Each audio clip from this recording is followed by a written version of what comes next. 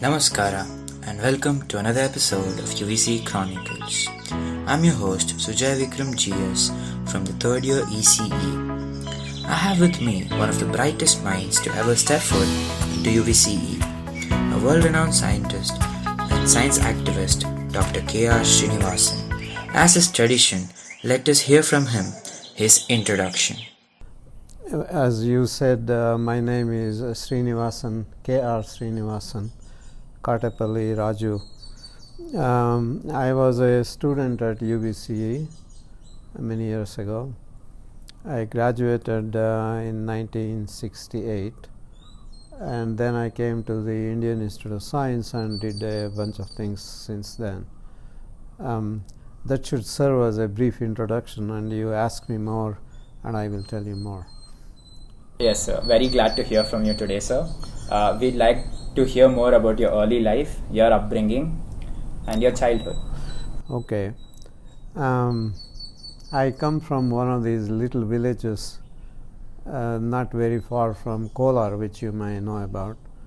That village had maybe about 50 houses, maybe about 250 people. Basically, I'm a villager, and my wife still thinks I'm a villager. So I did not have the very sophisticated upbringing that many city dwellers have, but I never regretted it because growing up in a village, gives you a certain different sense of yourself and also of the values that I hold dear to myself, and I believe good for a number of others. So I used to, my primary school I studied in my grandparents' place. My middle school I was with my other grandparents and my parents, and I used to walk about 2 miles up and down. High school, again, I used to walk more or less 4 miles up and 4 miles down. Occasionally, we used to take buses, but at least half the time we used to walk up and down. So then after high school, I went to pre-university, which was in my town. By that time, we had moved to a town. And then I came to Bangalore, and for me Bangalore was particularly interesting. It just allowed me to expand my horizons enormously. I was in a hostel, and then I was participating in debates, essay writing, and as a result I knew lots of people in the various hostels. And we used to invite various distinguished people to chair the debates or give subjects for discussion or give topics for essays or evaluating them. So I sort of suddenly blossomed, so to speak, into many things that I didn't really know all that much about in the beginning. But I studied a lot, I read a lot. This is one of the advantages we had. My grandfathers, both of them, had libraries, and so I voraciously read all the books they had. And I used to write poetry, this sort of thing. And also I was brought up in a somewhat of a religious background, but actually our people were not religious too much. But the whole way of life is sort of like that. So in a way I was very protected environment, not really open to all kinds of things that city dwelling has, somewhat closed in its outlook, but also very broad in other aspects of life. The true values that matter to you, I think I would say I picked them up as a very young kid from my parents, from my grandparents, from others in the village. So that's the way it was.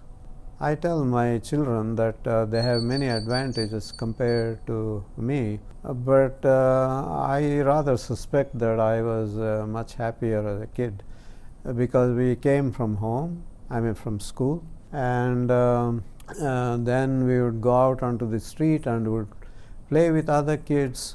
No worries about any safety issues and things like that, and we would go home only when it is dark, and then we would eat and study and go to bed. So in some sense it was a very protected environment. That's how it was. Yeah. You nowadays people have TVs and they're sitting in front of TV watching some sports or programs or something like that. Not many kids that play on the street. Traffic is heavy in many places, and there also you don't want to be around outside as kids yourselves. So I don't see that kind of atmosphere anymore. Yeah, I sort of regret that it has disappeared, or it is disappearing. Yes, your humble upbringing and the way you started off with your rural roots, I'm pretty sure most UVCians, they resonate with that. Yes, I think they do actually, yeah. A lot of them in those years at any rate came from small places. Of course, there were a significant part that were really from Bangalore or other cities, and they were my very good friends, and they accepted me instead of treating me like a village bumpkin or something like that. They really were very good to me. I had the fortune of having had very good friends. So did you ever have the fear of not being accepted? No, never. Never fitting? Never. Yes. I never did. There were always certain concerns, but overall I think they accepted me, and I never had the fear of not being accepted, in part because I was a very good student, and many other good students sort of migrated towards me. I liked that a lot, some degree, yeah. And I was also not very pushy in terms of what I demanded of them, and I would also not pay attention to what they thought was the right way to dress, the right way to have your haircut.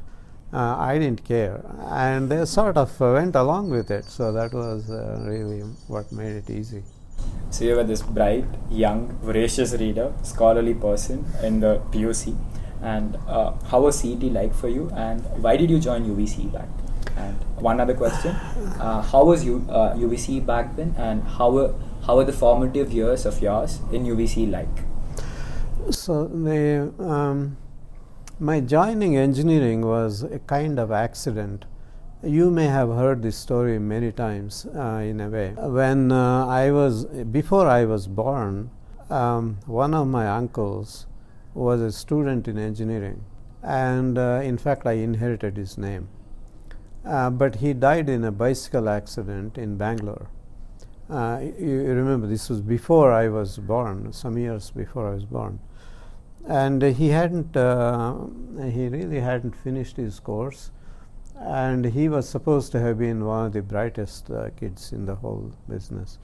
And my grandfather was always sort of thinking of me as somehow, a continuation of his older son.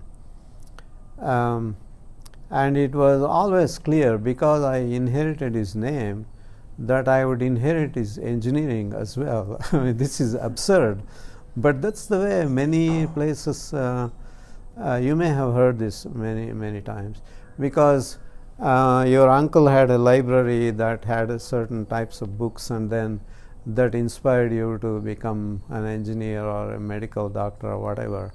So for me, that was the motive. Everybody said I would do BE, and I didn't even question that. I just sort of took physics, chemistry and math, and I did reasonably well. And of course, I also applied for the medical school, and I got into the medical school, but I preferred engineering. I think it was mostly history. It's very absurd to think of it, with hindsight, but that's the way it was. I went to engineering, and I did pretty well, but I was also drawn towards theoretical subjects a lot. And especially after I came to the institute, I took courses in physics, in math, and things like that. So in UVCE, the first year was, not clear where I was going. I didn't have that many friends. I stayed in a hostel that was the worst in the world. I won't tell you which one it was. I don't want to. The nightmares of those days still haunt me. For example, it's probably going to upset a number of your listeners. The toilets we had, they would suddenly, once in a while, all of a sudden would just blow out, and everything would be just full of crap. And the many days where people have stepped into the puddle of shit, that was the kind of hostel it was. But I quickly left that, and I went off to a more decent place. I didn't have a clue. I didn't just have a clue. But after that, I had many friends with whom I interacted a lot. And UVCE at that time, I don't know how it is now. I have been there a number of times since I left. There were some excellent teachers and some not so good ones, and some who were terrors.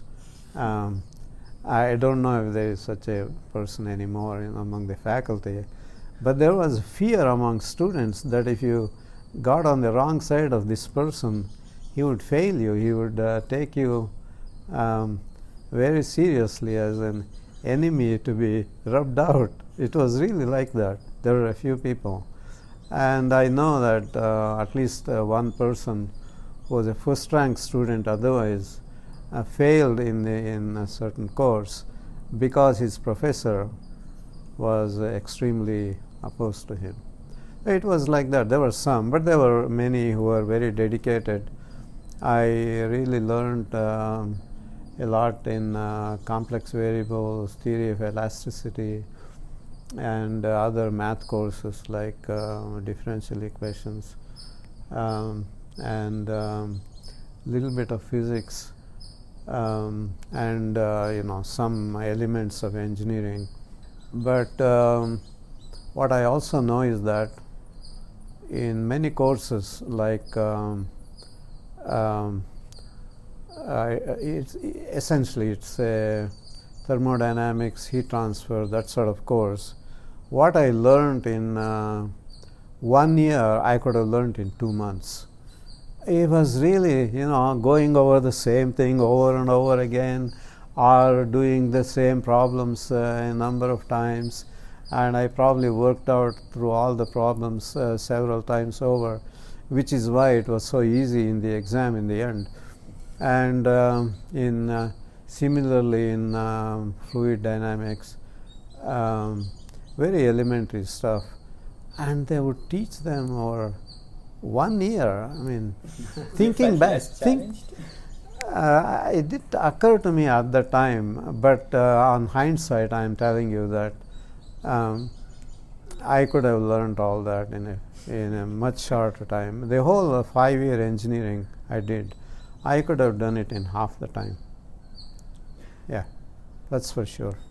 We also had to learn a little bit of English in the first year, English language, and of course physics, chemistry, all that stuff.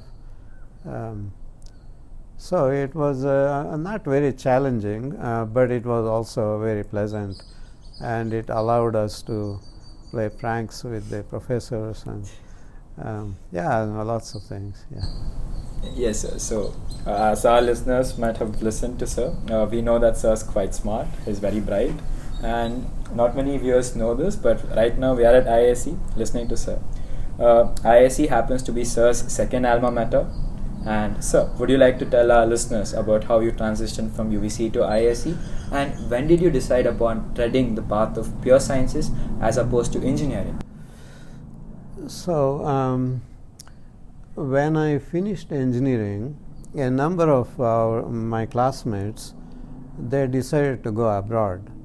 It was not very common for people with a bachelor's degree from UVCE, or at that time just UCE, to go to a foreign country, but a few did, and a number of my professors thought that's what I would do.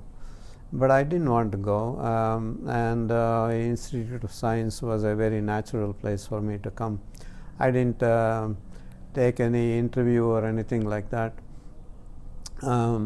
I stood first for the university and also for all the universities in the state of Karnataka at the time, all three. It was very easy. I came here, my home is not very far, etc. But it is in the institute I transitioned towards a student who felt that he was very bright and he could do anything, to one who became more cautious and knowing more about one's limitations, and I think I sort of matured here. At the UVC, I never felt really that there was anything I couldn't do, but here I certainly saw very accomplished people, people who were both modest in their outlook but also really substantial in their accomplishments, and it really struck me very hard at that time. I realized I was not as bright as I pretended to be, but I did pretty well here too. I got the distinction, the first rank in aeronautics, and then I got some gold medal for my PhD and things like that. But by and large, here is where I grew up. Sir, so how was it like when you received your PhD degree here, and when did you decide to go to Yale and start teaching there in a foreign country? So what happened was, I was still doing my PhD, and one of my senior colleagues, he earned his PhD only a few years before. He had left for Australia and he was coming back, and they asked for his recommendation as to who might replace him, and he suggested my name, and so I got a job offer once by mail without any warning. So I was just finishing my thesis, and so I just went to Australia for a couple of years. And when I was there, one of the professors from Johns Hopkins, he was visiting, and I followed it up by going to Johns Hopkins. I was there as a research fellow for about 2 years, and then I had decided, I would come back to Indian Institute of Science. So I even wrote for a job. So cutting all the details out of this, it took Indian Institute of Science a long time to give me a response. But before that, I saw an advertisement for Yale, a position at Yale. I didn't know much about Yale. So I asked my postdoctoral mentor, what is Yale like? And he said, yeah, it's a little bit better than Johns Hopkins. I mean, he was a very low-key kind of person. Yale, as you know, is one of the best known places in the world. And so I wrote to Yale. They made me an offer in a few months' time, 2-3 months, which was very unusual for Yale, having lived there for many years after. Anyway, so they made me an offer, And then I had accepted the offer and was ready to go, etc. Then came the job offer from the Indian Institute of Science. But anyhow, I ended up staying there. I was there 21 or 22 years, actually 21 and a half. So I went into Department of Engineering and Applied Science. Then we split up and I went into mechanical engineering. Then I got a professor's position in physics and applied physics, and then mathematics. I think I got all of them because they were my friends, not because of anything else. In any case, I did quite well at Yale. First they told me you will not get tenure, so you should just work hard and go somewhere else. But they gave me a tenure and full professorship in less than 6 years. And then I was there, I had a chair, all of that.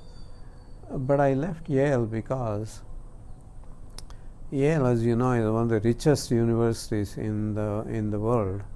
I don't know what its endowment now is. I would say about $35 billion. But New Haven, which is where Yale is located, is not a very prosperous place. And I thought the city must invest a bit, the university must invest a little bit of its money into the city.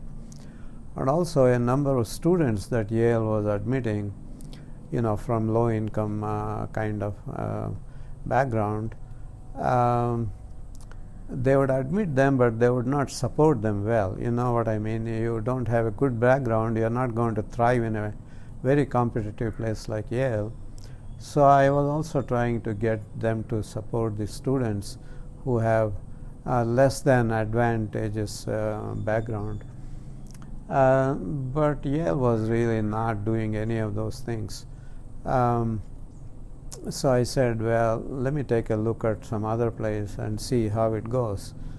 Then I went to University of Maryland, because they have at the University of Maryland an institute called Institute for Physical Sciences and Technology. That was where some very well-known people were working.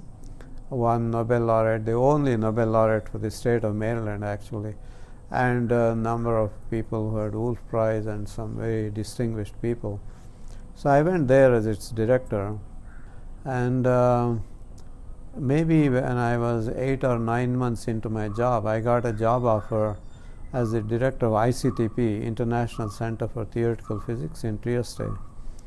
And I did not even apply for the job, but it turns out it was, I can tell you more about it later. Anyway, I got the job, and I wanted to go there, and it was because of its history. You may know of the name Abdus Salam. Abdus Salam was a great physicist. He got the Nobel Prize for his electroweak theory. He shared it with 2 others. And he was born in undivided India at the time, but he chose to become a Pakistani citizen, and Pakistan was his country, and he worked very hard to support Pakistan in a number of ways, some good and some not so good. But he was in Cambridge for some years, and he went back to his country, Pakistan at the time, and he became a professor at the young age of 26 or 27 or something. But a couple of years later, he discovered he couldn't do anything. He couldn't do any research. There were no journals, no people to talk to, and he went back to Cambridge, and from there he went to Imperial College, elected a fellow of the Royal Society, became a professor and all that. But for him, the real important point of realization was that he had a choice. The choice was to go to his own country and rot as a researcher, or he go back to one of these developed countries, England for instance in that case, and do research. He said, this is ridiculous. I don't want to have this choice. I want to be able to work in my own country and do great research. But he knew it was not possible. So he, after a long struggle, he created a center in Italy, ICTP. And the purpose of the center was to bring in very talented people from developing countries for 2-3 months at a time, not forever, 2-3 months, so they would be in the company of some of the best people who would come from other places as well and would do some interesting work, but would go back to their countries and educate other younger students, and then would come back again, sort of rejuvenate themselves every so often. That was the kind of arrangement, and it had enormous influence in many countries, not just Pakistan. In India, many people in physics and math of a certain generation went to ICTP. Some of them are professors here, professors in Tata Institute and in Mumbai and other places. This continued when I was there. Actually, a large number of them came from India at the time. So I felt that it was really important to do this job, and so when the job offer came, I went there. I was there for 7 years, and during that time I created many new programs, and I was responsible for starting new centers in different parts of the world.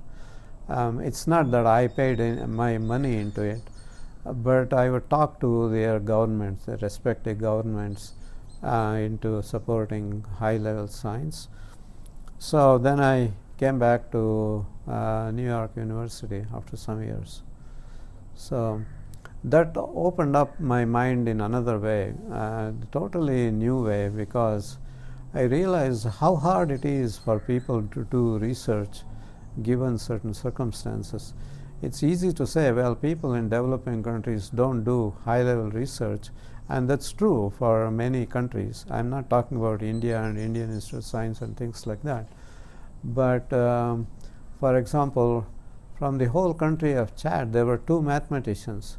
How in the world would they ever do any great research? To whom would they talk? It's no wonder that they were crazy, half crazy actually. So the idea was to somehow support them as best as possible. From Congo, for instance, Brazzaville, Congo, one of them came to me and said, can you buy us some books? And I said, how many books do you have in your library? And he said, oh, we have about 13 books, and your center bought them for us 2 years ago. And why? Because when the country went through civil strife, the first place that suffered was the burning of the library. This has happened over and over and over again in human history. And what the heck? I said, I buy another 13 books, it's not going to do you any good. So what I did was I wrote to many publishers, National Academy of Proceedings of the National Academy of Sciences, American Physical Society, many of them, and told them or asked them, Springer, would they donate their books to us, and we would give them to this place, and also provide free access to electronic journals. And they did. I mean, all that went into creating a good physics department in the end. And another thing that struck me very hard at the time was to download one paper, let's say 4 pages long, Physical Review Letters, for instance. It might take them 2 or 3 days because the connection, the internet was not really stable. So they will have to, they'll try and maybe 2 a.m. They would succeed, something like that. I thought to myself, how can one person be motivated to do research under those conditions? It was very difficult. So I struggled very hard to, to work to their advantage. I was visiting several African countries, for instance, and I wrote up a little report for the United Nations, UNESCO actually, mostly summarizing what I thought was the state of scientific work in the world at large. There were 4 very big points of lacunae at the time. One was much of Middle East. If you leave out Israel, things have changed there a lot. Now there are many very good universities. And the other was Central Asian countries, countries that were part of the Soviet Union, like Uzbekistan or Kazakhstan, these places, but now separated from them. And the third was in the Far East, if you exclude Japan, Vietnam, Cambodia, and places like that. And so there were pockets where really nothing was happening. The most important one was Sub-Saharan Africa, if you exclude South Africa at the time. So I don't really know what happened to that report itself, but I and my colleagues worked very hard to bring about some changes, and overall I think we were partially successful. These things take a very long time and very huge effort, but overall things in the Middle East have changed a lot. In Qatar has its own way of doing things, and Abu Dhabi has New York University there, and Saudi Arabia has KAUST, which is the King Abdullah University of Science and Technology. First-rate people are there, and first-rate work goes on there. Like that, overall things have changed a little bit. But in the meantime, it's not clear that the world at large is changing, and the world at large is in favor of doing science. There is a very strong anti-science sentiment in many parts of the world. So I am not sure whether we are making any headway or not. Overall, you will have to work very hard, keep constantly struggling with the hope that one day something will change. So then I came to NYU. I came to NYU because for my 60th birthday meeting, which was held in Johns Hopkins, a very good meeting, and lots of very well-known people came and spoke. One of the people who came was a deputy provost from NYU. He is a colleague. I knew him for many years, and he worked in the same area as mine. And he said, "What are you going to do after ICTP?" And I said, "Well, I'm thinking of going back to Yale." And he said, "Why don't you come to NYU?" I said, I hadn't thought about it. I said, "Well, I don't know why." And he said, "NYU is setting up a campus in Abu Dhabi, and somebody with my experience would be very useful to them." That's how I went there, but I ended up doing something else. They didn't have a school of engineering, and there was the Brooklyn Polytechnic, which was a very well-known place at one time, but it was struggling because of lack of money. So I was responsible for merging the two places, and now Brooklyn Poly, as it was known then, is a School of Engineering at NYU. So I was first the president of Brooklyn Poly, then became the dean of engineering when the school was merged with NYU. So I did that for 7 years. I raised money for the school. Its reputation went up a lot during the time I was doing the job. But then I didn't want to do it anymore. I mean, it was not worth my while after a certain point. I gave it up, and now I am doing nothing but my own research and teaching, and that brings you very close to where I am now. So the anti-science sentiment that you spoke about was really disheartening. Your far-reaching impact on science, the scientists, and enabling them to do more science and research, that is just commendable work. And your love for science is infectious. And would like to know more about your research, sir. What are you interested in as a researcher? And would you also like to tell our audience about turbulence, that I believe is a field you specialize in? Yeah. So when I came to the Indian Institute of Science, because I loved mathematics, and aeronautics was the place which admitted me without really an interview or anything. I just joined there, and I loved fluid dynamics because it was more mathematical. I was taking other subjects too, but they were, in engineering generally there is a lot of empiricism, and you do not really know where all these formulae came from. That was really one of the very fascinating things for me when I was in engineering college. For example, you have column buckling, the load at which a column buckles. There were about half a dozen formulae, at least half a dozen, probably more, which one of them is the US standard, one of them is the ISI standard, one of them is some other standard, one of them is the Euler buckling formula, whatever. The point is, at that time, this is really what got me interested in research to some degree. I sort of figured out where the Indian standards came from, and that was they plotted all the, somebody, I imagine, plotted all of them, and they sort of took a mean through all of those different curves.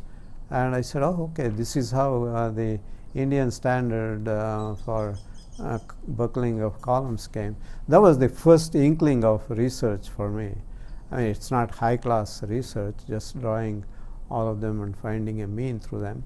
But still, anyhow, I got really interested in fluid dynamics because it was using sophisticated math, partial differential equations, and complex variables, and all of these things. And then, so I got my master's degree in aeronautics with fluid dynamics as my primary thing.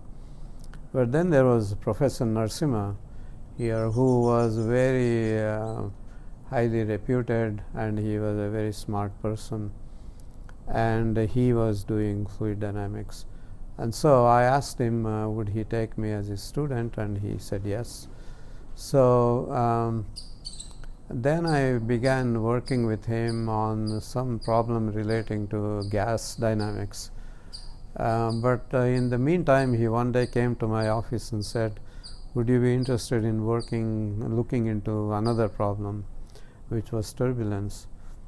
And I said, yeah, sure. So I was working on 2 or 3 problems at the same time.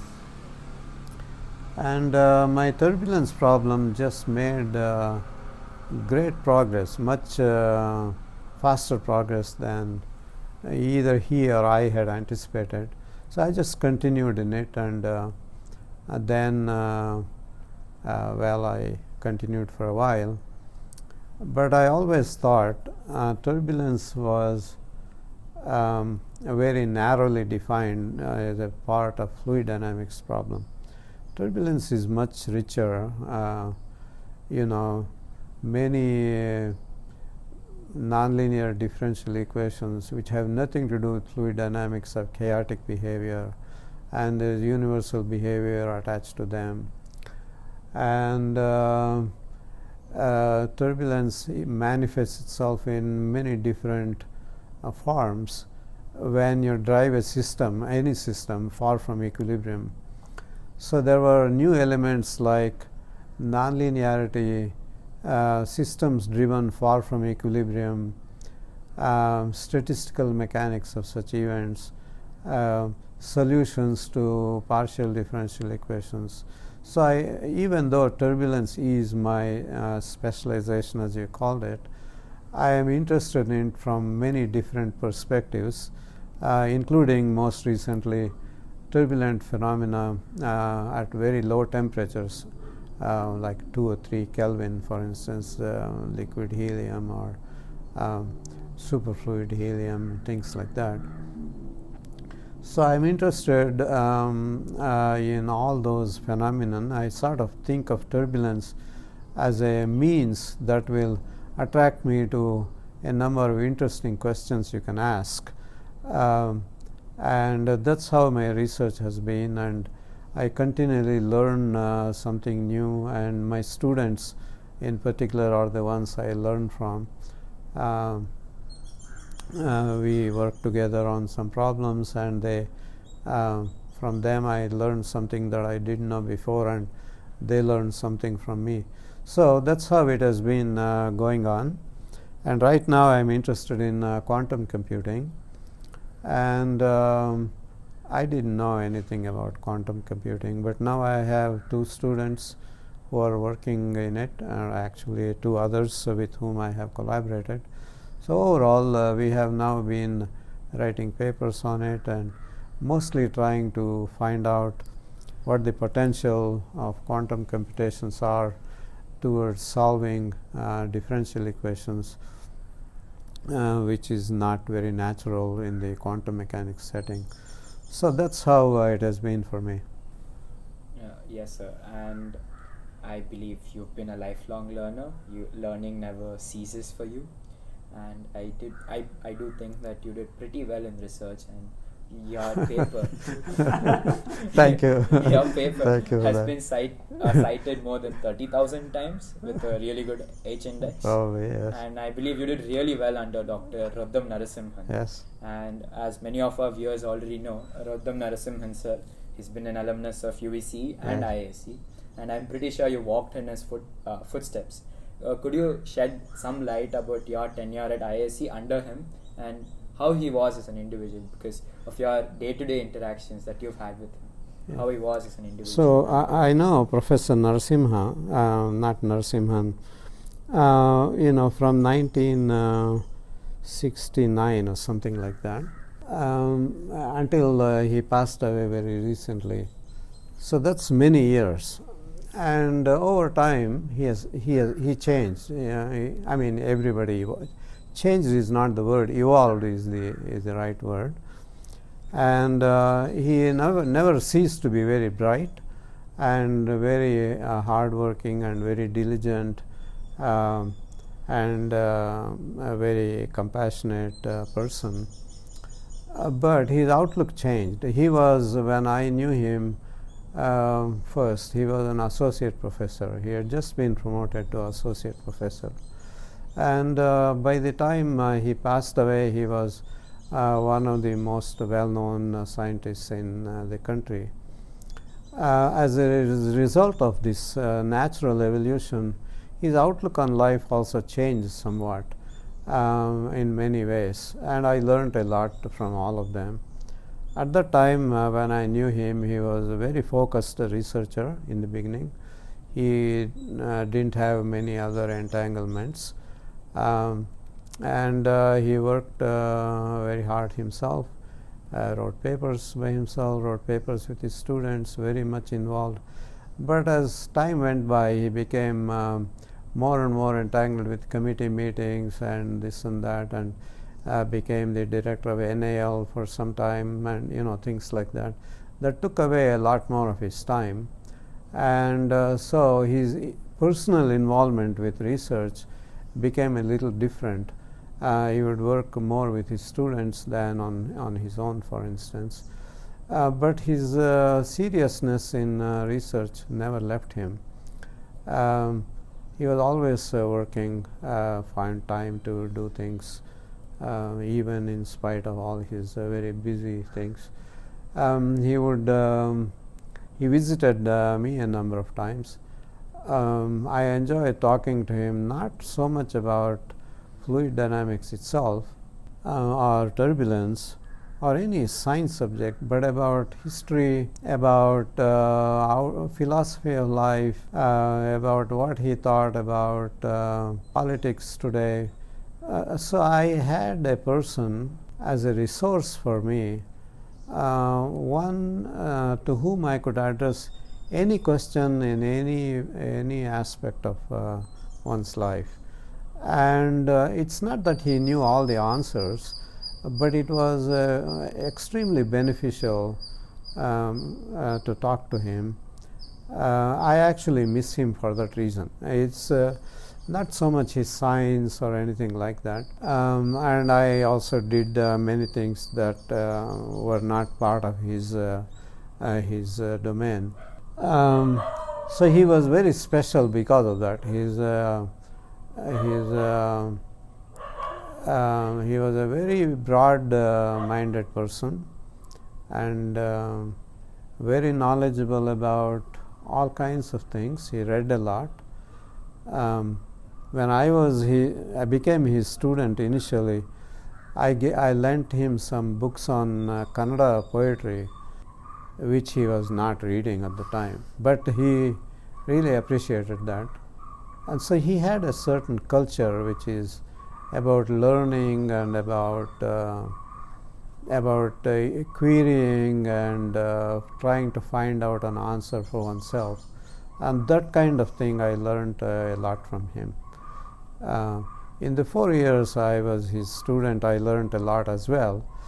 But since I started doing many other things, they are not the ones who stayed with me forever. But these larger values of life, these are the ones. He's certainly a role model for all of us UVCians. And sir, what would be the advice you'd give for engineers who are looking into the field of pure sciences research, and what are the tidbits of info would you give them, and what are the things they have to look out for when they become scientists? So I found that what you learn is not very important, because what you learn changes. In the next 5 years, the field will be different, and 20 years from now, you can't even predict how engineering and technology will evolve. Certainly, I would not have had any idea about the technology today when I was a student, for instance. So, what you learn really does not matter, but how you learn and how you learn to learn is really what is very important. Many people don't take their learning seriously. They get through exams and things like that.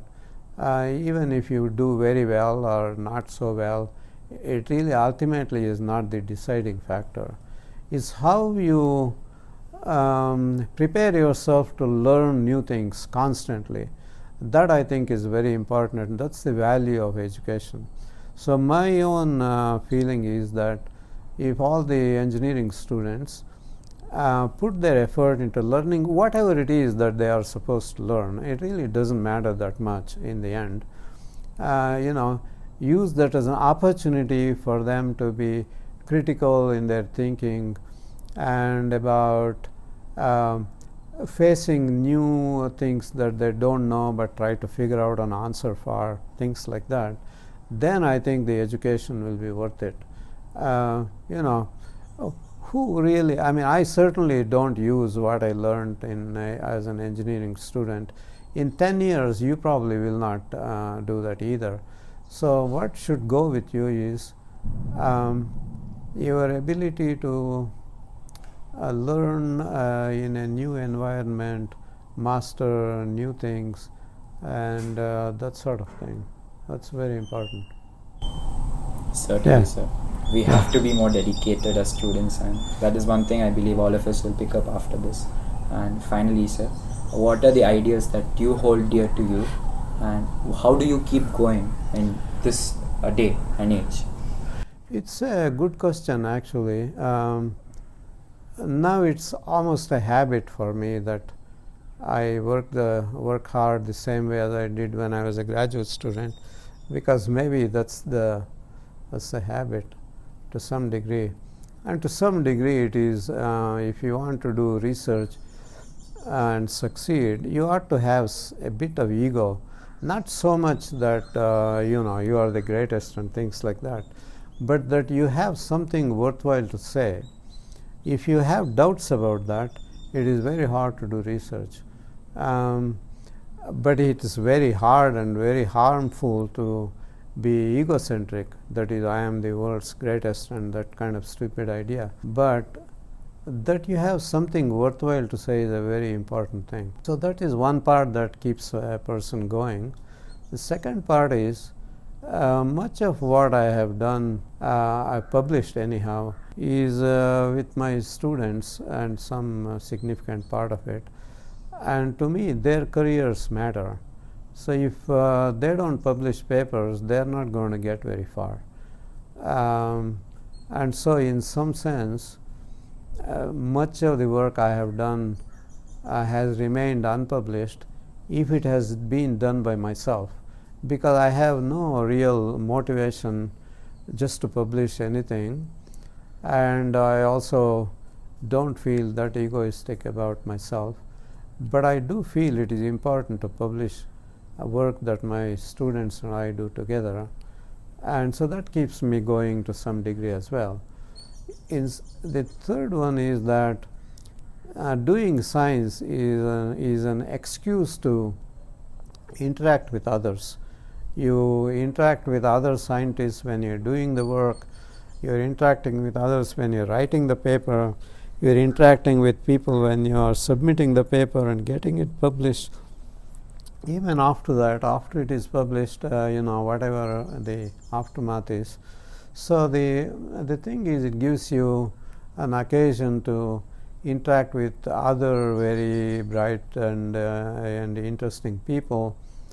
And my whole community is mostly people who do research and things like that. So I'm not, as an administrator, I knew lots and lots of people, but by and large I interact mostly with other people like myself, which makes life a little bit more pleasant in some sense. So all of it put together is what makes me and keeps me going.